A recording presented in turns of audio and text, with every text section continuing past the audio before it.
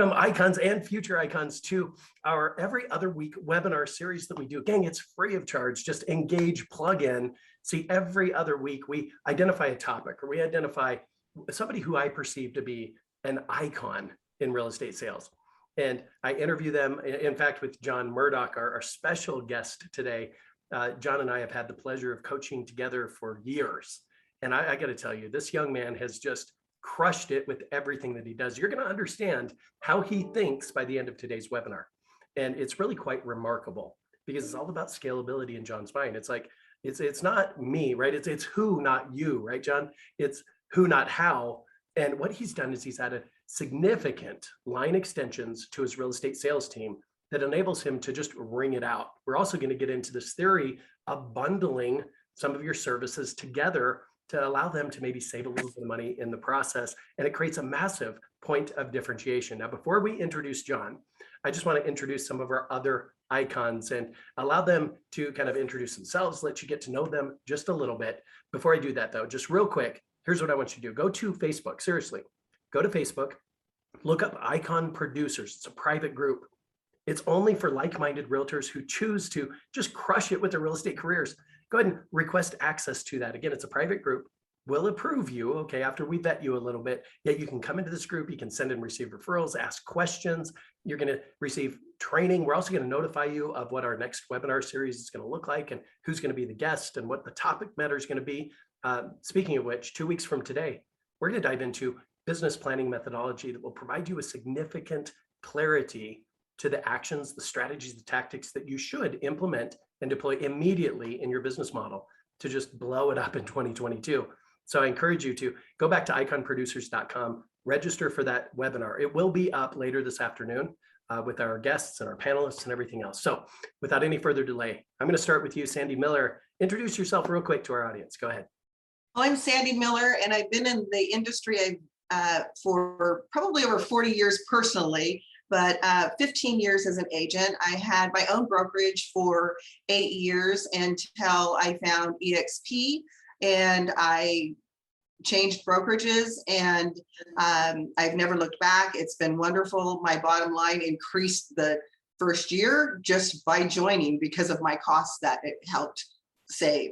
So I'm in Central California, and I'm just happy to be here and hear what John has to say and learn a little bit how I can increase my business. No, Central California to me is a large, vast area. Specifically, what areas do you service? San Joaquin County. I do business in Livermore, and I kind of do business all over. So, but San Joaquin County is my home base. Awesome. Fantastic. Colette McDonald, let's go to you. Hey guys, my name is Colette McDonald, and I'm a top producer, a second generation agent, single mom, and my 20-year-old is now third generation agent here in the Atlanta metro area.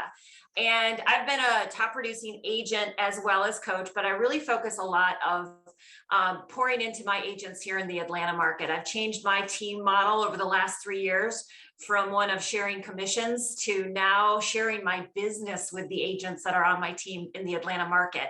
So I love being on these types of panels because not only do I learn from everybody who's on these panels, but I like to give back as well. Have had a lot of success in my life, and now it's all about significance. And Sean will yell at me if I don't say that I'm also the Atlanta Falcons agent, as well as been on HGTV. So I have to throw that out there, otherwise Sean will. You read my mind, Colette. Way to go. Rob Becker, introduce yourself, bud. Well, I'm not the realtor for the Atlanta Falcons, but that would be a nice thing to say. But this is Rob Becker. I'm in the Phoenix metro area. Specifically, I work in Mesa, Gilbert, Scottsdale, Tempe, Queen Creek, the East Valley. I've been in the business for 26 years, probably about half that time as a broker. I had my own office for about 15 years and switched to EXP last year because of the benefits that come with EXP. So that's been a game changer for me.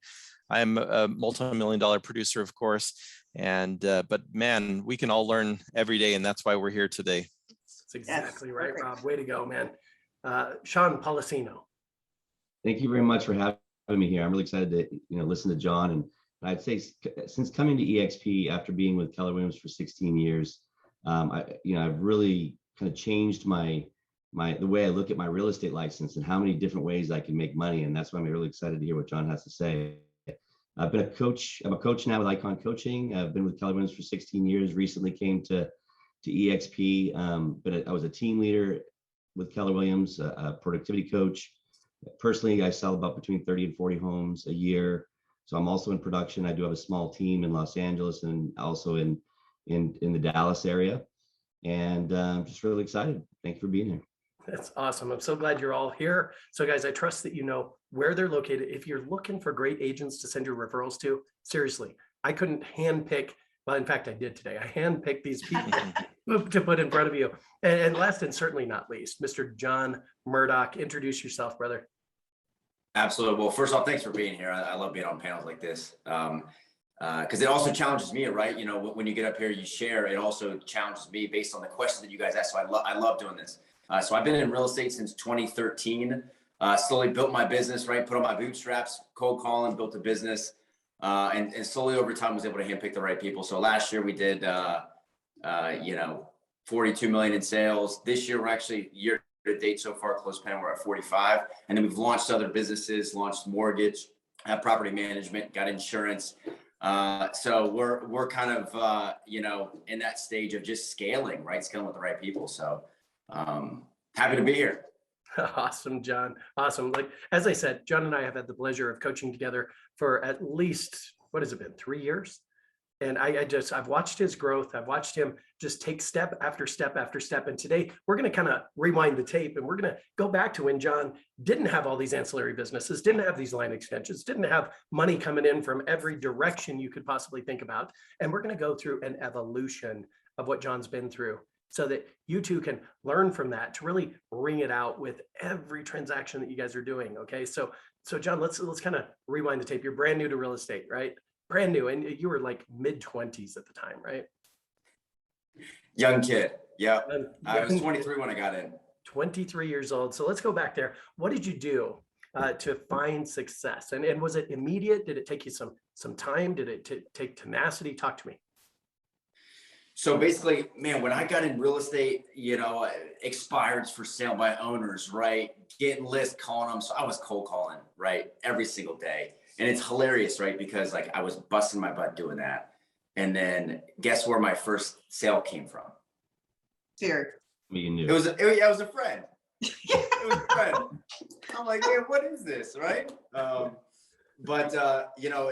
it took me 6 months to get my first deal, and it ended up being a buy sell, right? So it took me 6 months to do that. Second 12 months, it was funny because my business following for the next 12 months after that first sale, it was all from the relationships that I built in the first 6 months, right? It was the pipeline, it was the relationship, it was the follow-up, right? So that was big eye-opening to me. I'm like, wow, okay, so if I didn't get the immediate success from the expireds withdrawn, right? But what I was doing, I was building my pipeline, and I was continuing to be in touch, build the relationships so that when they are ready, because I'm in touch, I'll know when they're ready, right? So I went from 7 deals to 23, to 39, to 40, to 50. Last year we did 80, right? And my whole philosophy is, yes, get the sale, right? When people come in, yes, obviously get the sale, but you need to be building that bench, building that pipeline, so that when people are ready, you've already had the relationship with them. And honestly, those are the best, right? Because you've been in touch with people for 6 months, 12, 18, 2 years. And at that point, sometimes they have some problems with credit, or they're going through a divorce, right? And they need people to talk to, or whatever their situation, you're just there, right? And you're truly that person that can provide value, and value comes in different forms, shapes, and sizes, right? Value could be like an introduction to a lender to help them rebuild their credit, or it could be a variety of things, right? So just being there. So I ended up just building my business purely through building a pipeline. That's really how I got started and how I launched. And then I started recruiting. And boy, is that hard. So right. Again, let's go to the first key hire. What position do you hire first? Transaction coordinator. Smart. See, any agent who has any wits about them whatsoever, they're going to recognize Pareto's principle is strongly at work in your business model every single day. See, it's the 20% work that's going to move the needle for you, your production, your profit, and everything else. And the 20% is just 5 things, right, gang? So, yeah, you can do an open Practice. house, and we'll do some open houses on. We've got some background noise here.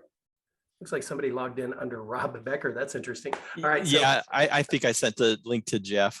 okay. And so that's why it shows up. Gotcha. Okay. So it's just 5 things. It's practice, lead generate, lead follow-up, go on appointments, negotiate contracts. Now, where does transaction coordination come into the 20% work? Guys, it doesn't, right? It's part of the 80% work. Yet most of us, let's be honest, we're investing our time in the 80% stuff. We get sucked down in the weeds, especially when you get 3, 5, 7, 12 pending contracts all at once, right? You get sucked down in the weeds, and sadly, the next month you get to this position of momentum, you just fall backward in the model. It's like this roller coaster of activity. We don't want that. So the smart people like John, like you, well, you're going to start leveraging off that 80% work first. So the first hire, transaction coordinator. Now, did you outsource that to a vendor partner, or did you actually hire the person in-house? John, talk to me. Third party. So yeah, I was in calls like this, like we would all hop on the phone 8:30, right? And make cold calls. And I got my first deal. And then a gentleman who I was on the call with, I was like, man, I have no idea what I'm doing. He's like, no, you call Lisa, right? So I called Lisa, and she's actually still with me today. So 8 years, right? And she was actually coaching me through my first contract. I was like, Lisa, I have no idea what I'm doing, right? And she was like, hey, here's what you need to do, right? So that was a total cool experience. And it's awesome now because she's number one, awesome, right? Been with me for 8 years. It's such a value add to my team, right? Because now everybody has support staff, right? But who has support staff that's been with an organization, with a company for 8 years that knows everything? Right, exactly. It's such a good value add. So John, I have a question. Is she an employee? Is she an independent contractor? Does she have her own business and she takes other clients, or does she just work for you? She works for me and a handful of other agents, but it's just her. Mm-hmm. She's been doing it for 15, 20. I mean, she's really good at it. Yep. So I do have a question, John, on the TC for you. What does she do for you? Does she do everything? Does she set up inspections? Do all of that? Can you just kind of give just a real quick little what she actually does for you that you don't have to do? So on the listing side, once I ratify a listing, I send the email to buyer's agent, lender, title, and then I copy Lisa. And I say, hey, everybody that's on this email, my point of contact moving forward is Lisa. Like, don't call me because you're not going to get a response. Email Lisa, call Lisa. And she handles everything outside of the negotiations, right? So on the buyer side, when I or my agents put things under contract, they literally just send an email to Lisa, and Lisa takes care of everything minus the negotiations. Right. That's phenomenal. Nice to have an outsourced partner like that. Now, what's her compensation model? I'm just curious. Is she paid per transaction? Do you pay her a salary? Per transaction, flat fee. Flat fee per transaction. So she doesn't get paid unless you sell a house, which obviously defers all risk associated with salaries and everything else. Good stuff. Okay, what was your next key hire? It was a buyer's agent. Okay. And again, let's go back to smart agents. They recognize working the buy side of the business takes 10 times longer than taking a listing. You know, I did a webinar a couple of months ago, and I said, you know what, I got a secret for you. Okay. The secret is this. It's how you win in multiple offer situations every time. So I want you to lean in. I want you to pay attention to this. Let's be the listing agent. Yeah. Think about it. Be the listing agent. You always win in a multiple offer situation, right? So the smart agents are going to recognize that working the buy side of the business, much more labor intensive. They're going to hire a buyer's agent, and they're going to put them to work on the buy side of the business so they can reallocate the time they would have otherwise invested working the buyer side of the business to focus on listing lead generation. Fantastic. Now, you've grown the buyer agent side of the team to multiple agents, right? You've now got an operations manager. Kind of outline your organizational chart, if you don't mind. Yeah. So and by the way, finding the right operations manager was very hard. It was learning lessons that I had to do, right?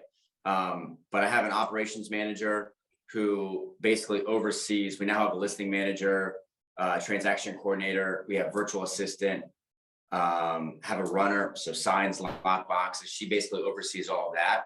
I've got buyer's agents, quite a few of them that have been with me for a long time, like a couple of years. And then we have some newer people that are just kind of getting up off the ground.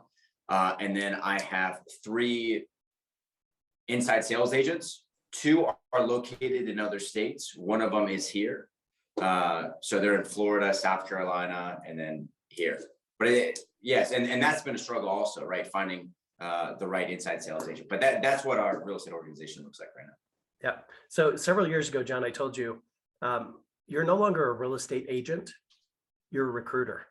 You're a recruiter of talent to align with your team to leverage through that talent, right? Now, remember, when you make a key hire, and John, you're going to answer this question for me. The best part about their job is what? It's their job. Did you guys get that? It's their job, right? You can't just come in and save them. You can't rescue them and do the work for them, because anytime you do that, they're just going to keep giving you the work back, right? So when you identify the right talent, you got to lean into that talent.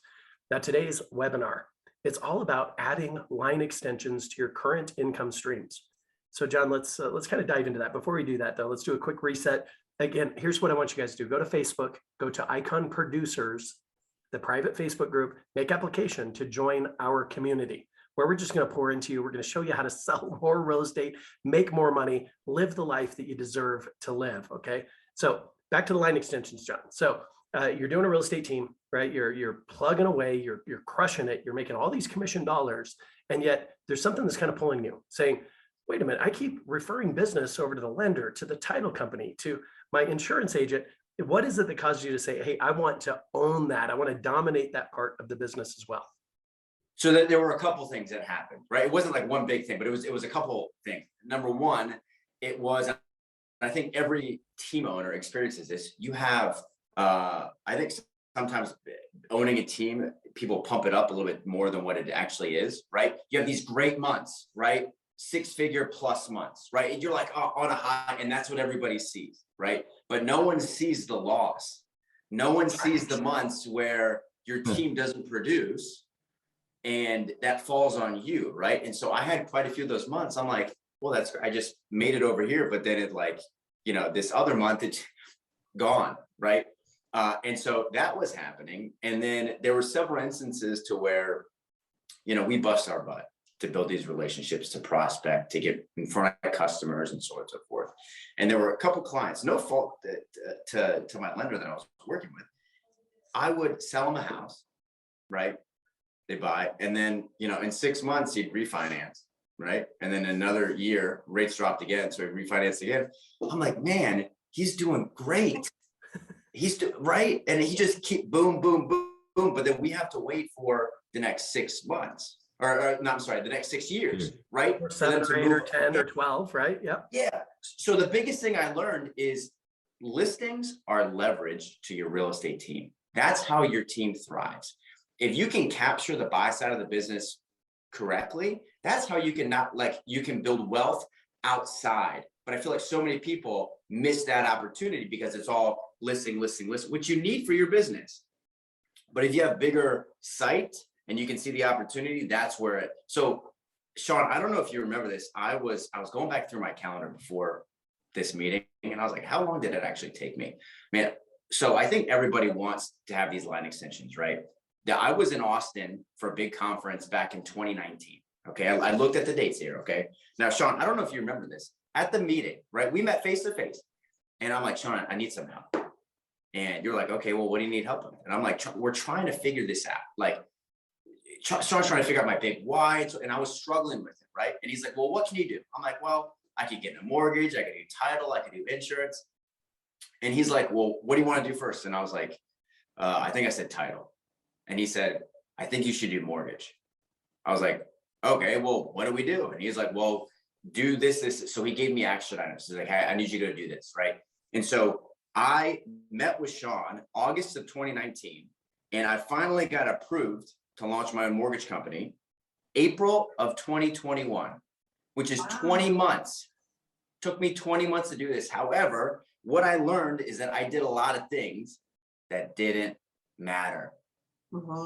right? So now going back through it, I could probably do this in like 3 months, right? 3 to 6 months, depending on. So it was really eye-opening. And Sean, I gotta give you so much kudos because, you know, when you have somebody who's been there, done that, right? Sometimes we don't necessarily see it, but he broke it down. It was like, based on everything we talked about, this is what you need to go do. So who can you reach out to go do these 4 things? I was like, okay, boom, boom, boom. I can do that. And okay, report back to me in 2 weeks.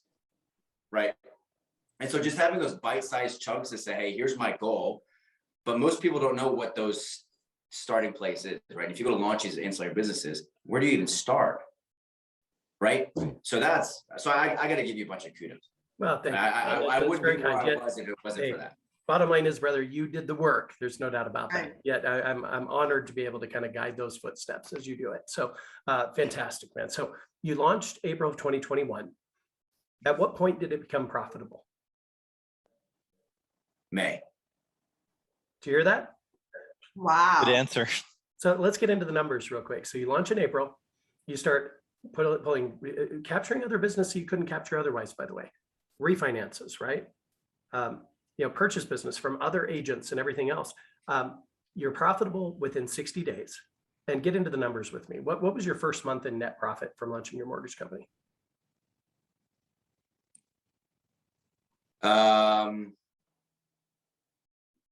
18 grand. Wow. First month. That's better than a sharp stick in the eye, isn't it? Yeah. Undoubtedly. All right. So you launch a mortgage company. How do you motivate your agents and other agents to use your mortgage company? Talk to me.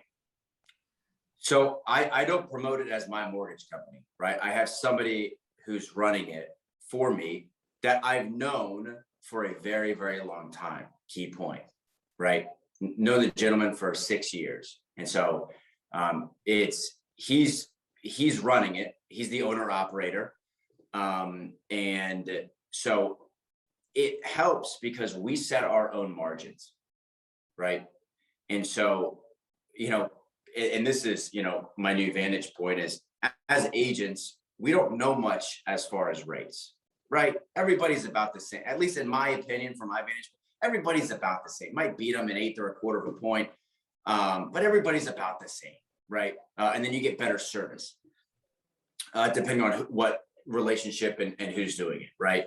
And where we came in at, my mentality was, look, I'm not here to make a killing.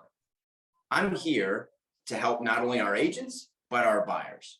So we had the mentality, hey, we're going to set our rates very low. Because again, I don't need this to be a huge profit for me. I wanted to help my agents so that when they're converting buyers, and you get these buyers that are using Redfin or these discount brokers, I can make up for it, not necessarily giving my commission dollars away, but making it up on the lending side by getting them literally a quarter to a half a point less than where they're going anywhere else on any other company. So that's how we're able to gain market share and quite frankly, not lose loans. I mean, our goal is to never lose a loan because we'll just eat it. I mean, I don't care because I don't need it. It's really for my agents to give them better opportunity, and they're going to have higher conversions because they're going to meet with other companies that give back fees. They're going to get those, right? Or have a better opportunity for it. And it's just a better value proposition. So first year out of the gates, you're going to net well over $250,000 from this mortgage company. And yet there's something that he said that I don't want to slip by. It's about the who, isn't it, John? 100%. Okay, so let's get into the structure of your mortgage operation. Talk to us about the ownership structure. How'd you set it up? So basically, I recruited the gentleman that I have. I gave him ownership piece from day one. So there's no ceiling. There's I basically, hey, we do this together. You get ownership from day one. And then so we have a loan officer assistant, so an LOA. We have a processor, and then we have more. We have 3 more LOs that we have right now that's running business through. And so LO comp is, it's 1 point to a little bit more, but he'll make more. Here's the key thing, right? I couldn't just pitch hey, go run my shop, right? That what's in it for him? Yeah, here's a salary. and you're going to get 2% bump in salary every year if you do a great job. No, there's got to be something else that's going to motivate and inspire them. And I believe compensation is the most underutilized tool in an agent's tool belt, no doubt about that. And when you master compensation, it will motivate the people to, number one, act like owners. So they're going to focus on getting expenses as low as possible and net profits as high as possible, undoubtedly. So it's all about the who at the end of the day. So get back into the structure. So you gave your original guy an ownership piece. Now, obviously, you're going to maintain ownership of a minimum 51% of your organization. You've also carved out a couple of other pieces of the business to really help with retention at the same time. So talk about that. So what do you mean by retention? Like for agents or agents? Yeah. Retention of the agents, retention of the LOs. So this is where it gets tricky. This is where I spent a lot of time. Okay. What my, so I gotta preface this before you make any decisions on ownership and you need to talk to a RESPA attorney. You have to absolutely don't take my advice as legal advice here. But in my state and most states you cannot be compensated both on the agent side and on the loan side. So that was my notion going in. I had the thought, hey, well, I'll create this company. I'll have a bunch of agents buy into it, right? But you can't do that. And so that, and I found that out at the 11th hour, hence why it took me so long to do this, because I was told otherwise. So you always need, seek legal counsel first. But how I'm compensating, how I'm giving the opportunity to my agents is to, number one, help them increase their conversions. And then we're giving future opportunities. There's a bunch of things that I haven't released to my team yet. It's like profit share and like giving away more of the company dollar for the real estate organization and bigger investment opportunities down the road. So that's really what I'm focused on. And so the mortgage company, it helps them in their real estate business, and then it'll help us down the road for future opportunities and future investments. Wonderful. Wonderful. Okay. So from the panelists, what questions do you have for John about starting a mortgage company? Talk to me. I've got one for you, John. So you decided to, try to capitalize on the back end of the mortgage end, but with your TC, you've kept it outside. What's the thought process there? I mean, obviously, if you're doing 80 files at, say, $350, $400 a file, you could clearly bring somebody in-house, or even maybe try to bring Lisa into your house as a salaried employee versus a TC. Yeah. So what do you say to that, John? Out of curiosity, what are your thoughts? I've looked into doing this. My agents were not happy because it's very hard to replace Miss Lisa. So I'm more than happy to keep her structure the way it is, and give not only our clients a better service. Yeah, I could probably save a couple dollars, but where I'm at, I'd much rather have the right person in place as opposed to trying to pay somebody less to do the same job. On that same line, how many employees do you really have within your group structure?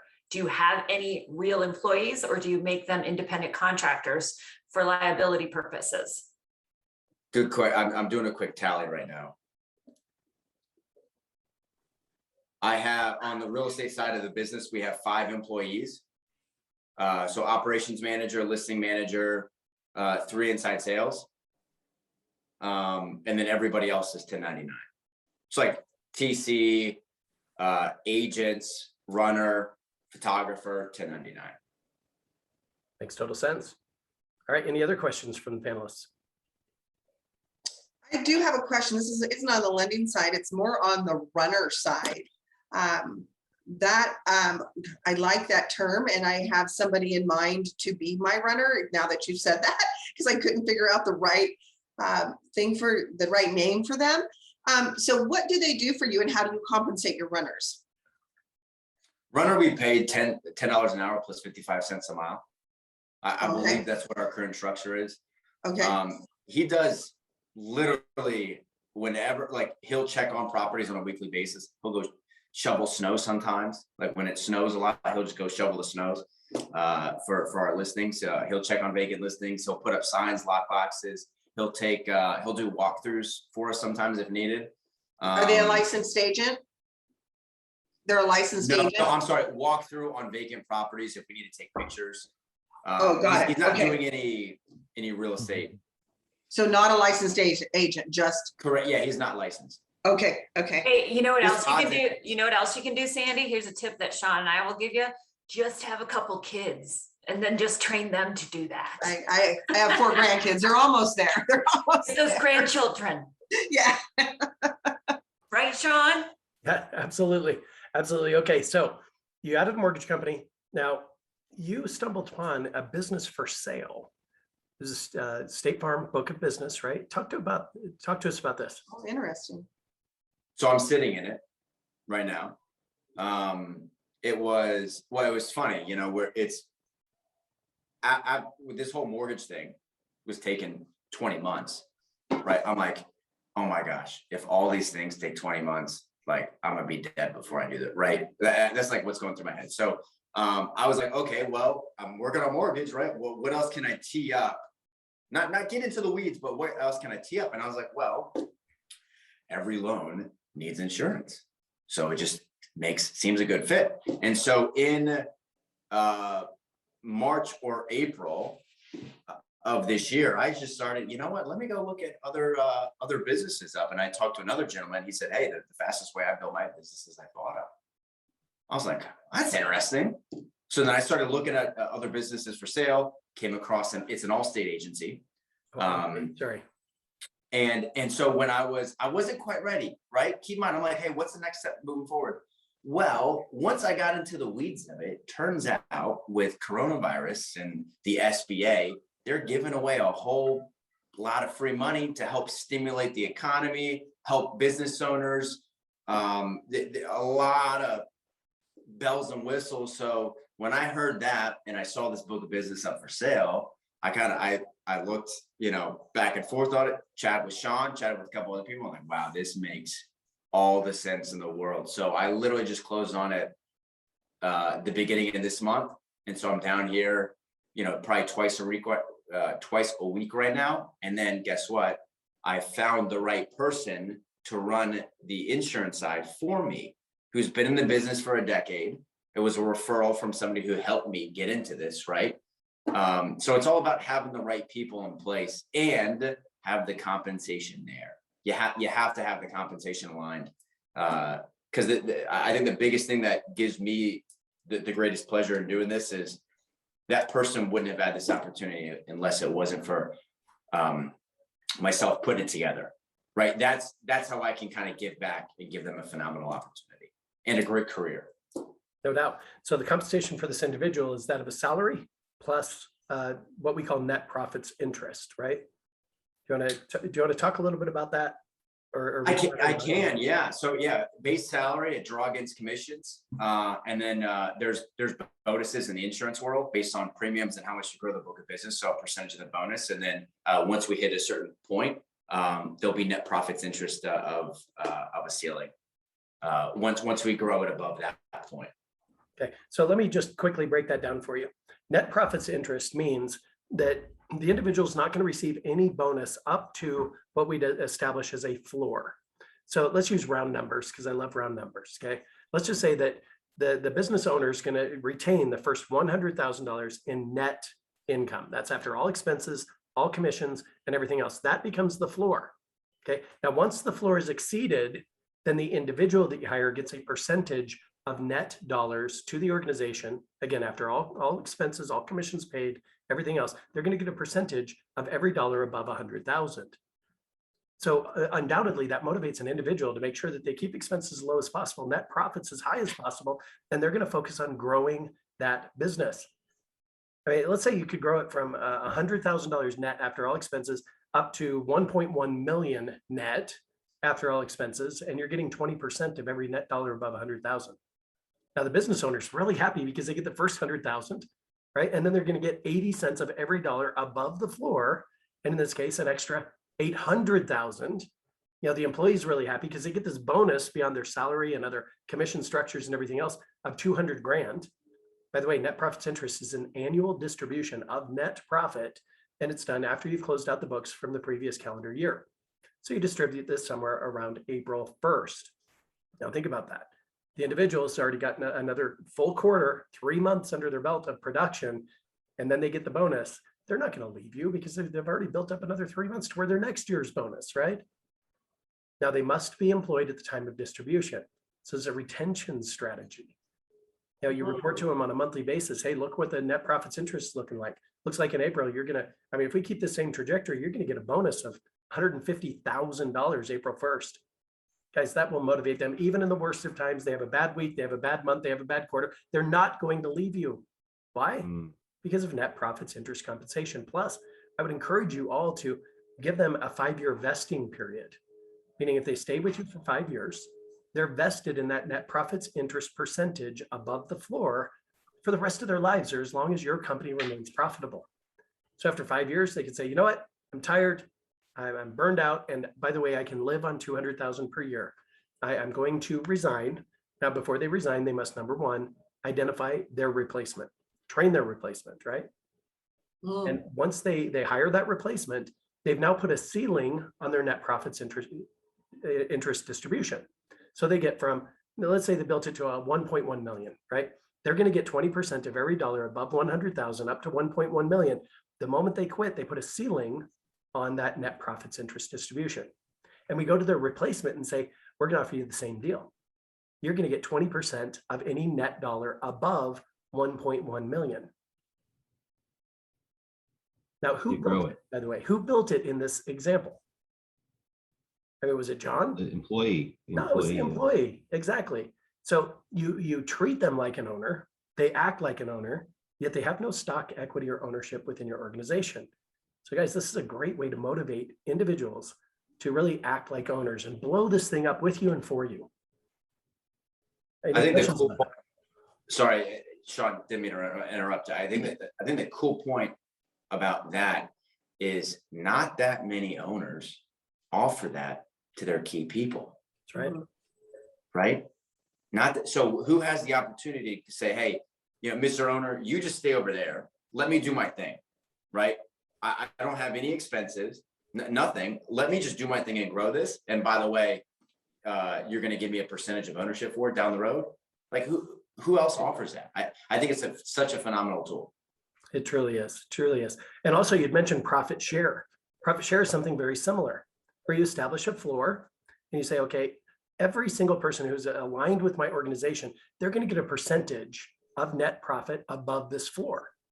Now, you could do this with your agents. You could do it with your administrative support, your ISA team, right? Where you say, okay, once I've net 250,000 for the year, then I'm going to share 10% of every net dollar above 250,000 with everybody who's aligned with us. It's going to be based on their contribution to net profit. So essentially, on the administrative support side, for every $1,000 that they earn from the company, they're going to receive 1 unit measure. So if they make $53,000 per year, they get 53 unit measures. If they make 70,000 per year, they get 70 unit measures. And for every year that they're employed with you, they're going to receive an additional 5 unit measures.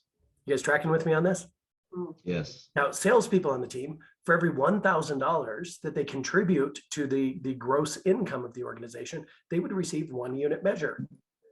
Now, salespeople are the ones who make it happen, so they should be compensated the most, in my opinion. Because without the salespeople, the administrative support wouldn't have a job.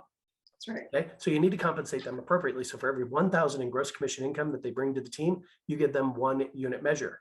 So you have a buyer's agent that made 125,000, they get 125 unit measures. You have another buyer's agent that made 280,000, they get 280 unit measures. What you want to do is then just add all the unit measures together from this employee, this independent contractor, and you add it all together. Come up with your sum total of unit measures, and you take this pool of money, which would be 10% of any net dollar above 250,000. And let's say that pool of money is $100,000. Okay, you're going to take that 100,000, you're going to divide it by the number of unit measures to determine the unit measure value.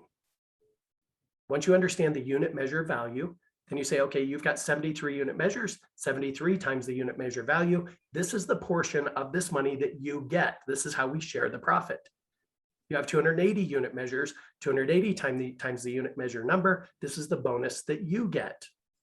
And this, again, is an annual distribution of net profit. People look forward to this, right? I mean, you could get a job, it'd be a 9-to-5 job and you get a salary. And if you're lucky, you're going to get a 2% raise every year that you're there. And in 20 years, you're making this much money. It's to me, that's a long road to burnout. You know what I mean? There's nothing to really look forward to. It doesn't motivate and inspire people to get behind you and say, hey, John, what about this idea? What about that idea? Could we do this? Could we do that? Right? What it does, it engages them to say, how can we wring this out? How can we get as much net profit for this company as possible? They become your greatest cheerleaders. They'll do anything you ask them to do because they know there's something in it for them at the end of the day. So compensation, again, is the one thing that most agents just kind of forget about. You're going to hire an agent. They're going to say, okay, you're going to be a buyer's agent. You're going to be on a 50-50 split and you eat what you kill. And no matter how high your production goes, you're on a 50-50 split. No matter how long you're with the team, you're on a 50-50 split. That's not all inspiring, is it? Right. That's why I think with attrition issues on team building. Go ahead, John. Yeah, is it hard to find an employee? Was it hard to find somebody that, it seems a little complicated as far as the structure, but definitely enticing? You have more of a partner without having to give up ownership. Was it hard finding somebody that could understand a complicated pay structure like that? Are you talking to me? No, it's John, for the insurance partner, was it hard to find somebody that understood the net profit interest pay structure? I mean, I just explained it. I just said, look, hey, here's what I'm going to offer you. It's, once we get to here, I'll give you X% above this. So, I mean, it's all about how you explain it. And I just made it crystal clear. And she, oh, this is great. This is actually what I've been looking for. Because that's the cool piece. Again, nobody, if you were to be in their shoes, not that many people are actually offering something like that, because everybody's, traditional. I think businesses and business owners have to adapt with the times. And that's the biggest thing, like with my real estate business, like kind of like what I said, phenomenal months. And then we go into, I take massive losses, right? So by this, it spread it out, gave me I have a breath of fresh air, sigh of relief, right? It's like, oh, even though I'm taking a $30,000 loss, it's okay because I made it over here, right? So it doesn't hurt as bad and it balances it out. So then I don't get too concerned about I'll pay people more or give them more opportunity to rise up to the occasion than I would have otherwise, because I'm not 100% in that, because I'm spread out. Now, curious, are you a broker on the real estate side? Are you a broker, or are you partnered with a broker? So what company are you with? I'm with Keller. Yeah. Okay. So I'm not a broker. I mean, there's a broker in the office. So just curious, out of looking at the diversity of your business, I mean, your real estate, your insurance, I think there's some other ways you've diversified as well that you're going to share with us. Have you looked at your broker partnership? Is that ever something that has come up for you? What do you mean by broker? On the real estate side, have you ever considered the other companies and the other business models? I mean, you definitely seem like somebody that is interested in the business model of the insurance, the mortgage, the real estate. Has it ever caused you to look at your overall real estate partnership, like all of us did in our careers? I'm just curious if that ever came up for you. Always, yeah. But again, I'm right now, the biggest thing I'm kind of worried about is how can I grow other businesses and scale it up and then give opportunities for my agents, right? That's really where my head's at. So let's talk about opportunities for agents here real quick. I'm going to go ahead and share my screen. I'm going to kind of open up the curtain here behind net profits interest compensation. I want you all to get your mind around this. And let's just say that you've got a buyer agent and you want to scale that side of your business. Now, most agents, they say, okay, well, if it's meant to grow, well, it's up to me, right? I've got to go out and I've got to recruit agents to align with my team. I've got to do the work. And so many times they take all that weight, they place it right on their own shoulders. And sadly, it just doesn't get done at the level it needs to be done, right? So you've got a great buyer agent on the team. You can promote them to lead buyer agent. And here's the hook. Let me walk you through this. Let's just say, okay, buyer agent, if you can grow it to the team to 5 buyer agents, the average transaction per buyer agent per month is going to be 3 transactions. Our average sales price is $450,000. Our average gross commission income is 2.5% per deal, or $11,250. Based on your ability to compensate agents and get them to align with our team, I'm going to give you a 10% override on whatever they produce. Okay, so that's your commissionable income, and that's going to be distributed every single month. Okay, So the number of transactions in total, 5 buyers agents, 3 transactions a month, that's 15 transactions. So total gross commission per month would be 168,750. See, there's power in numbers, right? It's all about how many agents can you get to align with you. So monthly commission compensation, because they get 10% of the commission of all the agents' production, they'd make 16,875. Let's get into profits interest. Your total annual production sales volume with 5 agents doing 3 transactions would be 81 million. Total GCI would be 2,025,000. We can assume expenses wouldn't exceed 75%. So the net income to the buyer team would be 708,750. Now, profits interest, net profits interest. Let's see. I pulled up the wrong file. I'm so sorry, but okay, so profits interest distribution. No commissions. Hold on one second. I'm so sorry, guys. I just opened up the wrong file. I thought I had the right one, but it's going to follow the same line of thinking. Bear with me just one second. While you're pulling that up, I just want to say, John, that's awesome that you're opening businesses in this time, because I think there is some uncertainty out there in the world of business.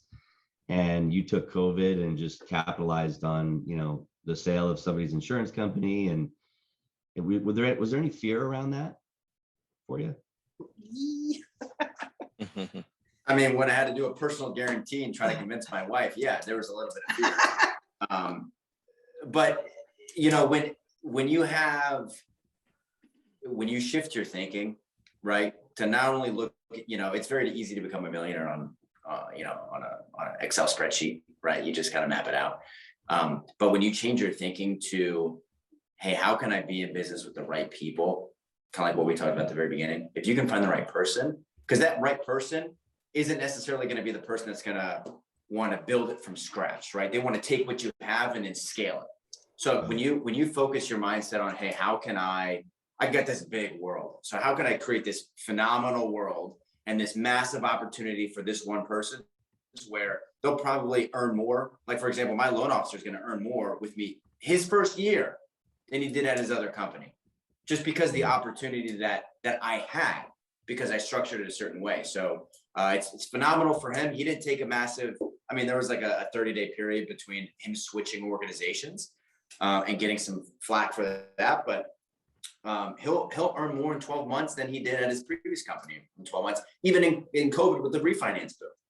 So I mean, that's like, man, I mean, it's awesome for him. I mean, it's cool. John, I do have a question for you as well. Did you have to get your insurance license and your loan, the NMLS license as well to open these businesses? Learning lessons. I did not. I did get my MLO license. So yes, technically I'm a licensed originator. I did not need to. Okay. So did not need to on the mortgage side. On the insurance side, for what I did, I needed to. And so that I got my PNC. I mean, I got a whole different licensing. I thought selling insurance takes quite a bit of time to get that license. Is that not true? It's just like a real estate sales license. I mean, it took me maybe 30. Yeah, it's more like, so I purchased an existing Allstate agency. So I started the process in April and I closed in September. So it took me a while to do that, right? With all your other stuff that you had to do, because you had to study and do like anything else. Yeah, I mean, they have their own templates of, you know, I needed to do this and then take their onboarding and so on and so forth. Mm-hmm, mm-hmm. Okay, now I've got the right one pulled up, guys. Okay, so if the lead buyer agent could generate 5 recruits, so you have 5 agents doing 3 transactions per month on average, it's 180 units per year. Average sales price $450, 2.5% commission. That's $11,250. So let's go down the spreadsheet. Total GCI on the buyer side of the business would be over $2 million.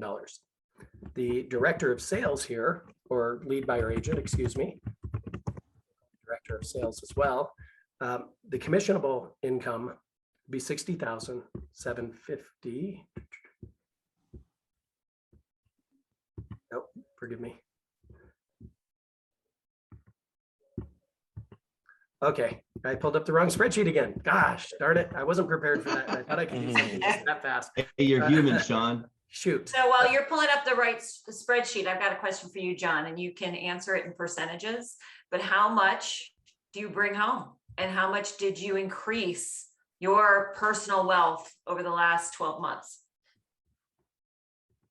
You can do 300%. percentages, 300%. 300%. Ooh, brilliant. Good job, John. I think that's impactful, right?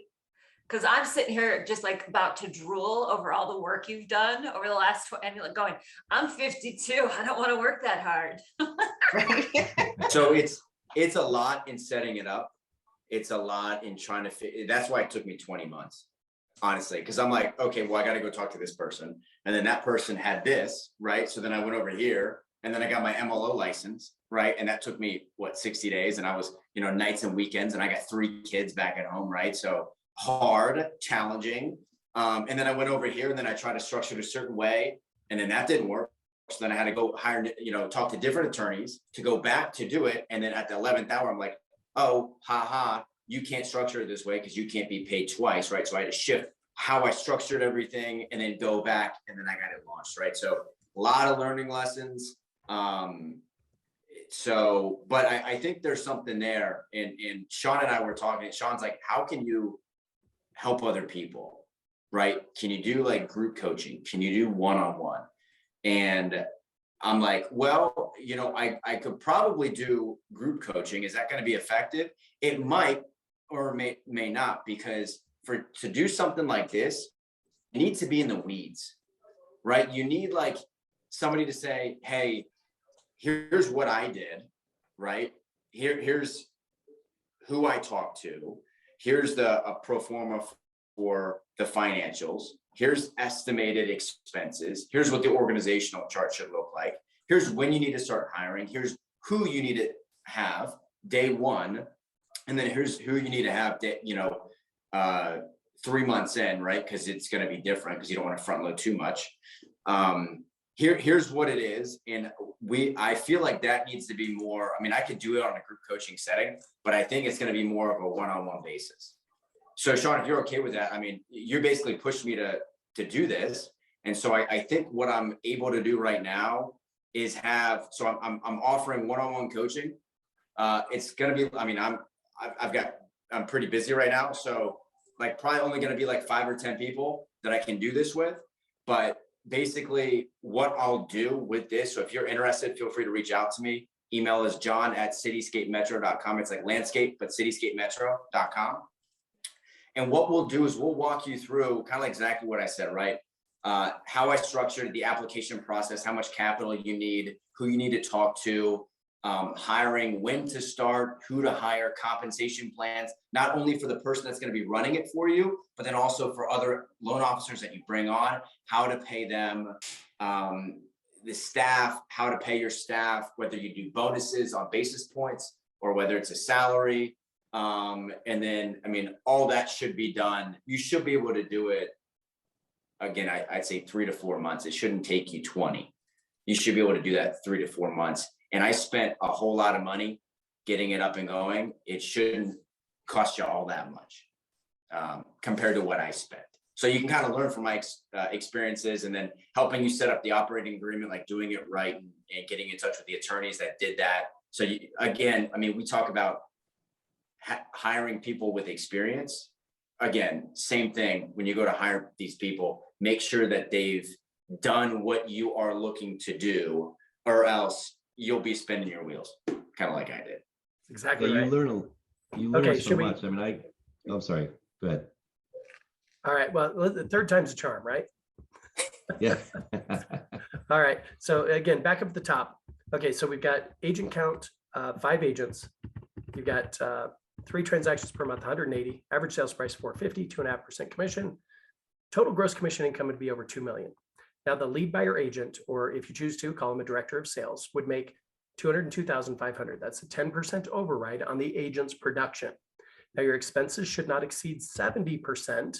So if you do the math, that would give you 607,000 in adjusted gross income. That's after all commissions. Now let's say you set your floor with your lead buyer agent at 200,000, meaning I, as the team leader, I'm going to collect the first 200,000. That's mine. I deserve that. I'm the one who took the risk and started the company. So the base for the net profits interest distribution is going to be So that's 200,000. 407,000, they get 20% of that. They get a bonus at the end of the year of $81,500 plus the 202,000 that they make. You think they're pretty happy? Absolutely. Yeah. No doubt. Are you pretty happy? Absolutely. No doubt. No doubt. And the next year, it should be a bigger bonus. And the next year, a bigger bonus. After 5 years, they're vested. They get the bonus as long as your company is profitable above the floor. They hire their replacement. They get the bonus. They don't even have to work there anymore. The replacement takes over. Now, here's a fun thing that happens. You've given yourself a layer of insulation because let's say that their replacement, rather than netting, call it 1.1, going back to our first example, it looks like they're going to net 800,000 that year. What do you think their predecessor might do? Don't you think they're going to come back in, build it back up? They might even fire that person because remember, they're not vested for 5 years. They're going to take it back over. They're going to build it up to at least 1.1 million and then turn it over to somebody who's capable to build it beyond 1.1 million, right? See, because now their bonus is getting messed with because this other person is failing. It keeps you from getting sucked back into that side of your business. It's a powerful strategy and it all has to do with compensation. Great stuff. So John, tell me what's next for John Murdoch? I mean, you're adding these line extensions, you're ringing it out. What's the next company you're going to start? I'm not gonna start. No, I'm teasing. You know, my biggest thing is, so I've been looking at property management businesses because then you can kind of keep it all under the same roof, right? So if you know, as a real estate sales, because that real estate sales team is at the center point, right? Of everything. And so you really, if you're a good fiduciary and you're in business with the right people, you'll be able to help whoever you talk to during your process of buying a seller home, right? So making sure that they're talking and trusted. So if you can keep that in-house, and then you can reward your people in this and bring your people up. Like I'm excited about giving opportunities to my current team. And I've told people like, hey, come on with me. Like take more responsibility, start doing more stuff, right? And so my next thing is I'm really big in real estate. I think it's a phenomenal tool. I wouldn't been able to do what I did if I wasn't busting my butt selling real estate.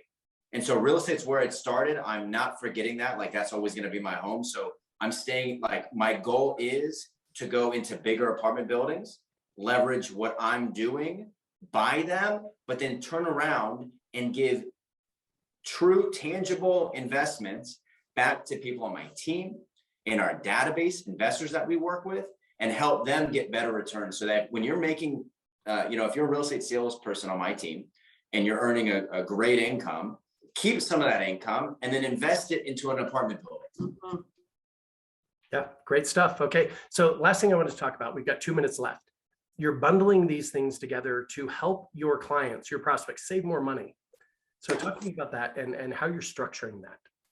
Yes, so we started it's called Cityscape Bundled, to where we're bundling everything. So if you use our our preferred lender, our title company, we can save you up to 1% of the sales price in closing cost at settlement. So that's really what we're pushing right now because our rates are so dang good. Like if a buyer happens to stumble on it, our rates are phenomenal. You should definitely use a mortgage company because they're literally a quarter to a half point under. So it's a great value add. And if you bundle it, keep it in house, you can do different things like that. Like for rewards gifts, for people that send you referrals, you can go back and say, hey, you can save X number of dollars on your next refinance or your next purchase, right? Like you can go back and give them additional things that if you didn't control that, you can't do. So there's so many like valuable tangibles that I didn't even think of before I started doing this. No doubt. And on the insurance side, on the P&C side, well, you get the house insurance, the hazard insurance, you get their boat, you get their car, you get their motorcycle, right? On a monthly basis. And it creates a residual income. Renewing. Yeah. That's exactly right. So guys, check into it. Check out John, by the way. Google him. And by the way, email him if you'd like one-on-one coaching to build ancillary businesses, line extensions that will help you make more money with the same amount of effort. Think about it. You're referring your deals to a MLO who's getting a great commission, and yet are they sharing that with you? Of course not. See, I started my own mortgage company, frankly, because I was just fed up with the level of service that I was getting from the MLOs that I was working with. I wanted to be able to control that, to be able to give my clients a great experience and know that the time that I and my team were investing working with buyers was protected, meaning these people can qualify without doubt. So it enables you to save your clients money, enables you to provide a higher level of service, no doubt about that. So John, thank you, sir, for your time, for just pouring into all of our people. Thank you to all of our panelists too today, by the way, for asking questions and contributing. Thank you all. Look forward to doing this again in 2 more weeks. Thank you. Thank you so much. For having me. You got it. John- It's John, at you're brilliant. Yes, he is. John at cityscapemetro.com. Go ahead and send him an email. Thanks, guys. Bye-bye. Thank you. Thanks, guys. Take care.